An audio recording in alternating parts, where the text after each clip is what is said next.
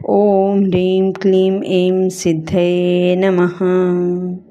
माँ दुर्गा जी की नवी शक्ति का नाम सिद्धिदात्री है। ये सभी प्रकार की सिद्धियों को देने वाली हैं। मार्कंडेय पुराण के अनुसार अणिमा, महिमा, गरिमा, लघिमा, प्राप्ति, प्राकाम्य, ईशित्व और वशित्व, ये 8 सिद्धियाँ होती हैं।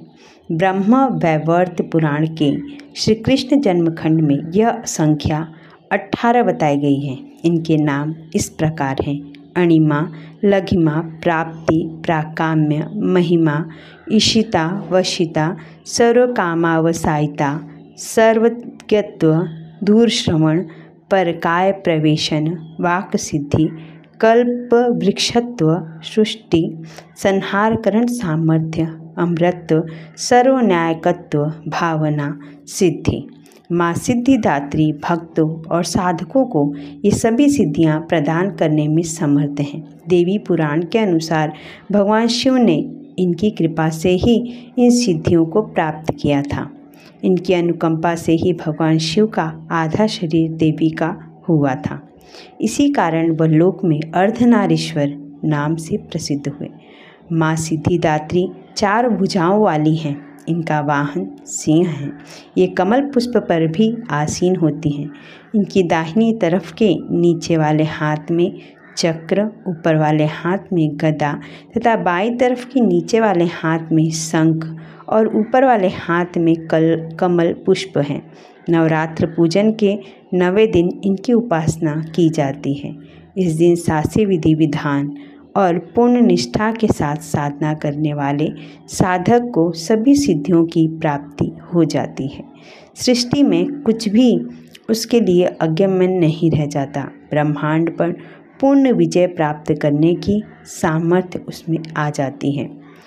प्रत्येक मनुष्य का यह कर्तव्य है कि वह माँ सिद्धिदात्री की कृपा प्राप्त करने का निरंतर प्रयत्न करे, उनकी आराधना की ओर अग्रसर हो। इनकी कृपा से अनंत दुख रूप संसार से निर्लिप्त रहकर सारे सुखों का भोग करता हुआ वह मोक्ष को प्राप्त कर सकता है। 9 दुर्गा में माँ सिद्धिदात्री अंतिम है। अन्य 8 दुर्गाओं की पूजा उपासना शास्त्रीय विधि विधान के अनुसार करते हुए भक्त दुर्गा पूजा के 9वें दिन इनकी उपासना में प्रवृत्त होते हैं। इन सिद्धिदात्री माँ की उपासना पूर्ण कर लेने के बाद भक्तों और साधकों की लौकिक पारलौकिक सभी प्रकार की कामनाओं की पूर्ति हो जाती है। लेकिन सिद्धिदात्री माँ के कृपा पात्र भक्त के भीतर कोई ऐसी कामना शेष बचती ही नहीं है जिसे वह पूर्ण करना चाहे। वह सभी सांसारिक इच्छाओं आवश्यकताओं से ऊपर उठकर मानसिक रूप से माँ भगवती के दिव्य लोक में विचरण करता हुआ उनके कृपा रस पीयूष का निरंतर पान करता हुआ विषय भोग शून्य हो जाता है।